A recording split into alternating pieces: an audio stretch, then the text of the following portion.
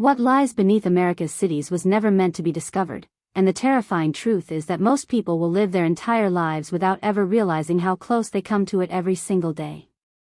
Right now, as you stand on a sidewalk, sit in traffic, or lie awake in your bed at night, there is an entire hidden world directly beneath you, stretching for miles in every direction, older than the streets above it, darker than anything sunlight has ever touched, and still very much alive. Across the United States, thousands upon thousands of miles of tunnels run silently beneath modern cities. Some were built for transportation, some for utilities, some for war, and some for reasons that were never officially recorded. Over time, many of these underground systems were sealed, abandoned, or erased from public maps, not because they were unnecessary, but because something about them became inconvenient, dangerous, or impossible to explain. The deeper you go underground, the more the rules of reality begin to feel unstable. Sound behaves differently. Distances feel wrong. Time seems to stretch and shrink in ways that don't make sense. And almost everyone who has spent significant time below the surface reports the same unsettling sensation, the feeling that the tunnels are not empty, that something is aware of your presence long before you ever realize it. Major American cities like New York, Chicago, Boston, Philadelphia, Los Angeles, and Washington, D.C. sit on top of layered underground infrastructure built over centuries. Old subway lines run beneath newer ones. Forgotten utility tunnels crisscross beneath basements and sewers. Sealed corridors branch off into darkness, their original purposes lost to time. In many cases, entire sections were simply closed off rather than demolished, entombed beneath concrete and steel, left to rot in silence. Why destroy something when you can just bury it and pretend it no longer exists? City records show that many early tunnel systems were abandoned abruptly, sometimes only decades after being completed. Construction crews were reassigned. Maintenance schedules stopped. Access points were welded shut. Official explanations cite budget cuts, modernization, or structural instability, but these reasons don't explain why some tunnels were sealed while still in perfect working condition, or why others were erased entirely from public documentation. There are transit maps from the early 1900s that show routes no modern engineer can identify today. Lines that once existed simply vanish between editions, as if they were quietly removed rather than officially decommissioned. In some cases, stations appear on old blueprints that no longer exist above ground, yet remain physically intact below it, frozen in time, waiting in the dark. Urban explorers who have illegally accessed these places describe the same chilling discoveries again and again. Old ticket booths with rotted paper still inside. Benches covered in decades of dust, positioned as if people were meant to return at any moment. Warning signs bolted to walls in areas the public was never supposed to see. And sometimes, more disturbingly, signs of life that shouldn't be there at all. Scratched messages appear on concrete walls deep underground, written by hand, often repeating the same phrases over and over. Don't follow the sound. They hear you breathe. Turn back before it notices. These aren't graffiti tags or jokes. The handwriting is frantic, uneven, desperate. And the deeper explorers go, the more frequent these warnings become. Beneath New York City alone lies one of the most complex underground networks on Earth. Beyond the public subway system exists a shadow infrastructure of service tunnels, abandoned lines, and sealed-off platforms that most transit workers aren't even aware of. Some of these tunnels date back to the late 1800s, built during an era when records were poorly kept and safety standards were minimal. Workers disappeared during construction, accidents went unreported, and entire sections were sealed after unexplained incidents halted progress. Chicago's underground tells a similar story. Beneath its streets lie freight tunnels once used to transport coal and goods, many of which were abandoned after catastrophic floods and collapses. Official reports mention structural failures, but workers at the time reported hearing strange noises coming from sealed sections, sounds that echoed through the tunnel walls long after human activity had stopped. Boston's underground infrastructure, some of the oldest in the country, includes forgotten subway lines that were shut down without public announcements.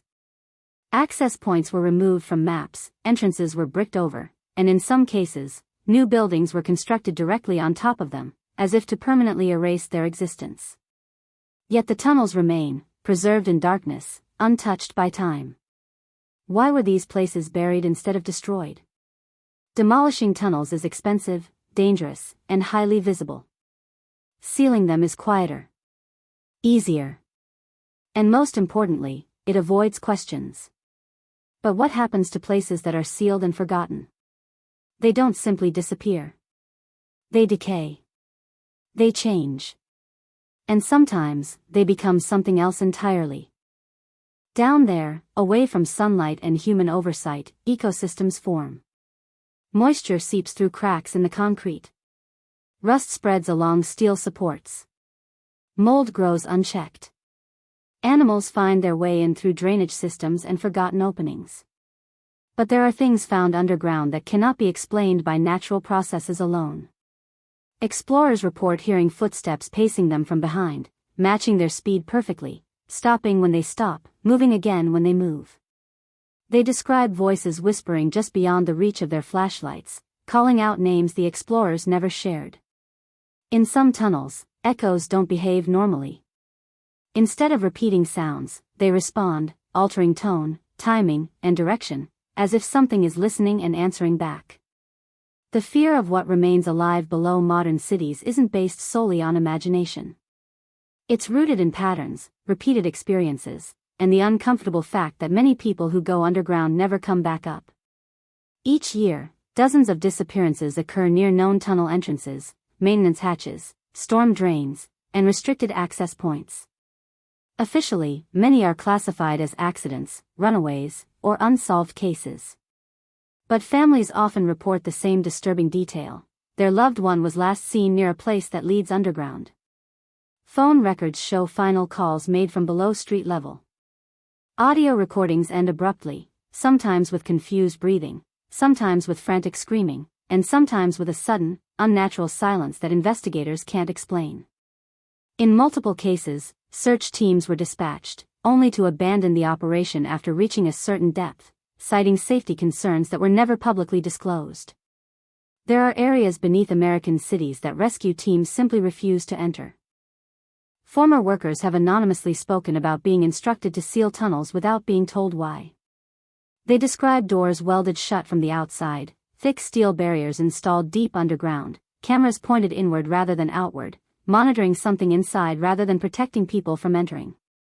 Some claim they were required to sign non-disclosure agreements that remain classified decades later.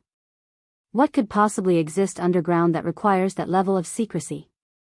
Legends among tunnel workers speak of pale figures moving on all fours through narrow passageways, faster than any human should be able to move. Others tell of eyes reflecting back from the darkness in places too small for a person to hide. Stories are passed quietly between maintenance crews, warnings disguised as jokes, advice given without explanation. Don't work alone. Don't follow voices. And if you hear something moving behind you, don't turn around. Because some people did turn around. And they were never seen again. Those who claim to have escaped the underground are rarely the same afterward. Survivors often suffer severe psychological trauma, insomnia, paranoia, and an overwhelming fear of enclosed spaces. Many refuse to speak about what they saw, and those who do offer descriptions that don't align with any known human or animal behavior. Their lives, as they knew them, effectively ended the moment they made it back to the surface. Some insist the tunnels themselves are alive. That they shift and change, closing exits, opening new paths, reacting to human presence. Maps stop matching reality. Familiar routes lead somewhere else entirely. Doors close without power. Passages collapse without any structural reason. And through it all, there is a persistent feeling of intelligence, of something beneath the cities that does not want to be found. Curiosity has a cost underground, and America's hidden tunnels have been collecting that payment for generations. What's buried beneath the streets isn't dead. It's waiting. And this is only the beginning. There are tunnels beneath American cities that do not appear on any official map, not because they were forgotten, but because they were deliberately removed. City planners, engineers, and transit authorities have quietly acknowledged their existence in internal documents, while publicly denying they were ever built at all. These passages do not show up in blueprints, safety manuals, or emergency evacuation plans. And yet, they exist, stretching deep beneath neighborhoods where millions of people live completely unaware of what lies below their feet. Workers who stumbled upon these tunnels during renovations or repairs were often told to stop immediately and leave the area. Some were reassigned without explanation. Others were ordered to sign paperwork forbidding them from ever discussing what they saw. In a few cases, entire crews quit on the spot, refusing to return underground no matter how much they were offered. When asked why, they would only say that some places weren't meant to be opened again. In New York, beneath the active subway lines, there are stations that were sealed while still fully intact. Platforms with intact lighting fixtures. Advertisements frozen in time. Tracks that disappear into darkness without any indication of where they once led. Urban explorers who have reached these places describe the air as heavy, thick, almost difficult to breathe, as if the tunnels themselves are resisting intrusion.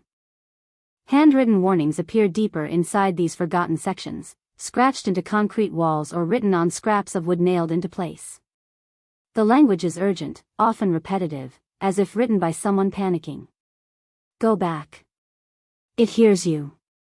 We stayed too long. These messages grow more frantic the farther one travels, until eventually they stop altogether, leaving only silence and darkness ahead. Chicago's abandoned tunnel systems tell an even more disturbing story. After catastrophic flooding in the early 1900s, large portions of the underground freight tunnels were sealed off. Official reports blamed structural instability and water damage, but workers at the time reported something far stranger. They described hearing movement behind sealed walls, scraping sounds that continued long after the tunnels were evacuated, and voices echoing through flooded corridors when no one else was present. Personal belongings have been found deep underground in areas that were supposedly cleared before being sealed. Shoes neatly placed beside tunnel walls. Backpacks containing food that had long since expired. Children's drawings taped to concrete pillars, depicting dark shapes with long limbs and hollow eyes.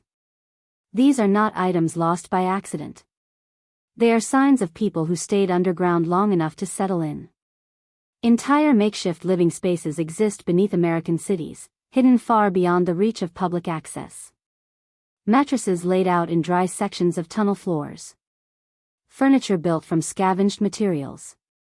Shelving units stocked with canned food, candles, and water bottles.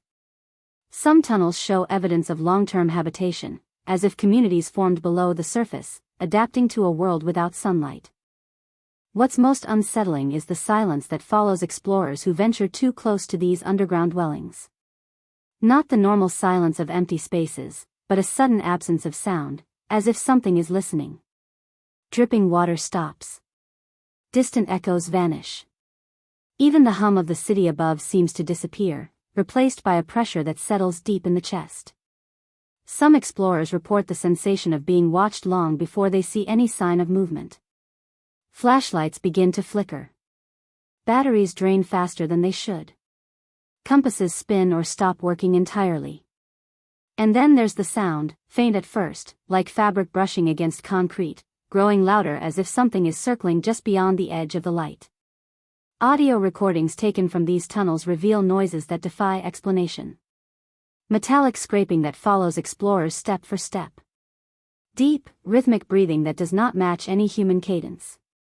Low vocalizations that sound almost like words, but spoken in a language that doesn't exist. In some recordings, the echoes don't repeat the original sound. They answer it. One explorer documented hearing his own name whispered from a side passage he had never entered. He later confirmed that he had never shared his name with anyone on the expedition. Another recording captures a voice mimicking a woman's scream, looping it over and over again, as if testing how it sounds. And then there are the footsteps. Footsteps that move faster than any person should be able to run in such confined spaces. Footsteps that stop instantly when the explorer stops, resuming the moment they take another step. Footsteps that sometimes come from above, as if something is crawling along the tunnel ceiling. In several cases, explorers fled after hearing movement rushing toward them from total darkness, only to find that their exit had somehow disappeared. Corridors they used to enter were gone. turns no longer matched their memory. In some instances, they stumbled upon doors that were not there before, heavy steel barriers embedded into tunnel walls, cold to the touch, with no visible locking mechanism. Some of these doors are marked with symbols rather than words. Others are completely blank, save for scratch marks clustered around the edges, as if something on the other side had tried repeatedly to get out. Disappearances linked to underground systems follow a disturbing pattern. People are last seen near maintenance hatches, construction zones, or storm drains. Their belongings are later found near tunnel entrances, neatly placed or deliberately arranged. Phones recovered from these sites often contain final recordings that investigators refuse to release publicly. In one leaked audio clip, a man is heard whispering that he can hear something breathing behind him. He asks if anyone else hears it. The breathing grows louder, faster, until the recording cuts out mid-sentence. No trace of him was ever found. Search and rescue teams tasked with entering underground systems have quietly admitted that certain areas are unofficial no-go zones. These sections are not marked on maps and are avoided even during emergencies. When asked why, responders cite structural instability or lack of oxygen, but privately, many say there are places where radios stop working, where lights fail, and where they feel an overwhelming urge to leave immediately. Families of the missing are rarely given answers.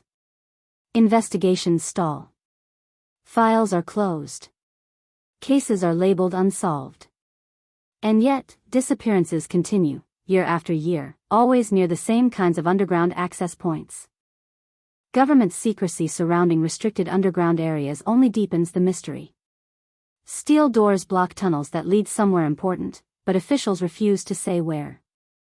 Cameras installed deep underground are aimed inward, monitoring whatever lies beyond the barriers rather than preventing entry. Maintenance logs for these areas are heavily redacted, with entire pages blacked out. Former workers have come forward claiming that construction accidents involving underground systems were erased from official records. Fatal incidents listed as equipment failures. Entire projects cancelled without explanation. In some cases, sites were sealed permanently after a single unexplained event. What went wrong down there? Legends passed between tunnel workers suggest that something lives underground, something that adapted to the darkness long ago. Pale figures reported crawling through narrow passages on elongated limbs. Shapes that move without making sound. Eyes reflecting back from the darkness at impossible heights and angles. These aren't just stories meant to scare new workers. They are warnings, passed quietly from one generation to the next. Advice on how to survive underground. Don't linger. Don't answer voices. Don't acknowledge movement you can't explain. Because the tunnels are not just empty spaces beneath the city. They are a hidden world with its own rules, its own inhabitants, and its own reasons for staying buried. And once you go deep enough, they don't want to let you leave. Those who survived the underground never describe it as an escape. They call it an accident, a mistake made by whatever lives below, a moment where they were allowed to leave rather than truly getting away. Because according to them, nothing that goes underground ever fully comes back. Survivors share common symptoms that doctors cannot explain. Severe insomnia, caused not by nightmares, but by the feeling that something is listening when they sleep. A constant awareness of walls, floors, and enclosed spaces, as if the ground itself has become a threat. Many refuse to enter basements, subways, or even elevators ever again. Some move to rural areas, yet still report hearing faint echoes beneath their homes at night. Their stories don't match any known human behavior, but they match each other. One survivor, a former transit worker, claimed that the tunnels began changing after several hours underground. He described walking straight for what should have been minutes, only to realize hours had passed. His watch had stopped. His radio emitted only static. And the tunnel walls appeared closer together than before, as if the space itself was tightening. Another survivor spoke of doors closing behind her without power. Heavy steel barriers that slid shut silently, sealing off the way she entered. She never heard them move. She only noticed the sound disappear. The air changed. And then she felt it, a presence not behind her, but all around her, as if the tunnel itself was aware she was there. Maps stop matching reality underground. Survivors insist that routes they memorized no longer exist when they try to retrace them. Turns appear where there were none. Straight corridors bend slightly, almost imperceptibly, until explorers realize they are walking in circles. Some report returning to the same rusted sign or broken pipe again and again, no matter how carefully they track their movements. One man marked walls with chalk every 100 feet. Hours later, he found the same marks ahead of him, fresh, undisturbed, as if the tunnel had folded back on itself. He said that was when he understood the tunnels were not passive structures. They were reacting. The idea that the underground is alive sounds impossible until you hear enough accounts that describe the same thing. Vibrations through the walls that feel like breathing. Low-frequency sounds that make the chest tighten and vision blur. Pressure changes that don't match airflow patterns. Survivors describe the sensation of being studied, tested, evaluated. Some believe the tunnels protect something deeper within them. There are reports of passages collapsing without warning, not because of structural failure, but because someone tried to leave. Survivors say the collapses didn't feel random. They felt deliberate. As if exits were removed once they were no longer permitted. In several cases, survivors escaped only after following something. A sound. A shadow. A shape moving just ahead of their flashlight beam. They describe feeling compelled, drawn forward despite overwhelming fear. And then suddenly, without explanation, they were back near an exit, gasping in fresh air, unable to remember how they got there. Others were not so lucky. Families of missing persons often report strange occurrences long after their loved one vanished underground. Footsteps beneath their homes. Scraping sounds in the walls. Whispers at night that sound eerily familiar. Some receive phone calls from unknown numbers that contain only static, punctuated by distant breathing. In rare cases, voicemail messages arrive years after a disappearance, recorded underground, filled with distorted sounds and fragments of speech that don't align with the missing person's voice anymore. Investigators quietly dismiss these as hoaxes or technical glitches. Families know better. Government agencies insist there is nothing unusual beneath American cities, yet continue to restrict access to certain underground zones. Blueprints for these areas remain classified. Maintenance records are heavily redacted. Workers assigned to these zones are rotated frequently, rarely staying long enough to learn the layout. Former contractors claimed they were warned never to go deeper than marked boundaries, even if the job required it. They were told that if something went wrong beyond those limits, rescue would not be attempted. Not because it was impossible, but because it was forbidden. Whistleblowers describe cameras installed deep underground that monitor tunnel interiors continuously, yet footage from those cameras is never released. They claim motion is detected regularly, even in sections sealed for decades. Shapes moving where no human should be able to survive. Some files reference environmental anomalies and biological uncertainties, vague terms that suggest officials know more than they admit. Construction projects have been cancelled after workers reported hearing movement beneath foundations that had not yet been excavated. Entire developments abandoned due to unexplained underground activity. What lives beneath the cities may not be a single creature, but something older, something woven into the tunnels themselves. A presence that learned how humans build, how they expand, how they dig. Something that adapted to concrete and steel the same way animals adapt to caves. Legends describe pale figures that avoid light but are not blinded by it. Creatures that move silently, using walls and ceilings with equal ease. Beings that do not attack immediately, but observe, follow, and wait. Tunnel workers say these things are curious, not aggressive, unless threatened or acknowledged.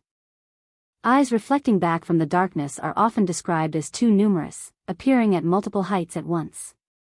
Some survivors claim they saw outlines shift and separate, as if one shape became many. Others insist the figures were never fully visible, always just outside the beam of light. The most terrifying accounts come from those who say the tunnels communicate. Not with words, but with influence. Survivors describe intrusive thoughts urging them to go deeper, to turn off their lights, to sit down and rest. A sense of comfort offered in exchange for staying. Fear fades, replaced by calm, until something snaps them back to reality and they run. Those who resisted too long didn't make it out. Psychologists reviewing survivor testimony note a disturbing pattern. The underground doesn't just trap bodies. It alters minds. People who escape are fundamentally changed, their sense of space, safety, and reality permanently damaged. Many struggle to hold jobs, maintain relationships, or live normal lives. They say the tunnels don't want everyone. They want specific people. Curiosity-driven explorers. Lonely individuals. Those willing to go where they are told not to. People who listen when something whispers their name in the dark. The underground has existed beneath America long before modern cities were built. Humans merely expanded into it, layered concrete and steel over something that was already there. And now, as cities grow denser and deeper, the boundary between surface and below grows thinner. The tunnels are still shifting. Still adapting. Still watching. And they are running out of patience. There is a reason the underground wants to stay hidden, and it has nothing to do with secrecy for its own sake. Survivors believe the tunnels are not merely places, but thresholds. Boundaries between what humans understand and what exists just beyond that understanding. Every sealed entrance, every welded door, every erased map is an attempt to keep that boundary intact. But boundaries weaken over time. As cities expand, foundations are driven deeper. Subway lines are extended. Utility systems are rerouted. Construction drills punch into spaces that were never meant to be opened again. And every time this happens, the underground reacts. Not violently at first. Not loudly. Just enough to remind those below that they are not welcome. Engineers have reported drills stalling in solid ground where no obstruction should exist. Sensors detect voids that vanish when excavations begin. Entire tunnel sections appear on scans one day and are gone the next. Officials call it equipment failure. Workers call it something else. They say the ground is moving. The most unsettling accounts describe tunnels that behave differently when humans are present. Doors that remain open until someone approaches, then slam shut without warning. Corridors that stretch longer than physically possible. Sounds that guide explorers away from exits and deeper into the maze. Survivors insist these reactions are not random. They feel purposeful. As if the tunnels are testing human behavior. Some believe the underground is protecting something far deeper than any known tunnel system. Something older than the cities above. Something buried long before humans learned how to pour concrete or lay steel. The tunnels, in this theory, are not the origin. They are the skin grown around whatever lies beneath. This would explain why certain areas collapse only after being entered. Why some exits disappear only after someone tries to leave. Why maps become unreliable, and why time itself seems distorted underground. People report spending minutes below only to emerge hours later. Others believe they were underground for days, yet surface clocks show they were gone for less than an hour. The underground does not experience time the way humans do.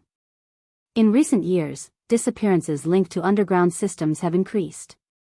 Not dramatically enough to cause panic, but consistently enough to worry those paying attention. Urban explorers vanish. Construction workers are reassigned and never speak about their projects again. Maintenance crews quietly refuse certain routes, even when ordered. Social media posts occasionally surface showing blurred footage from beneath cities. Dark shapes moving just beyond the light.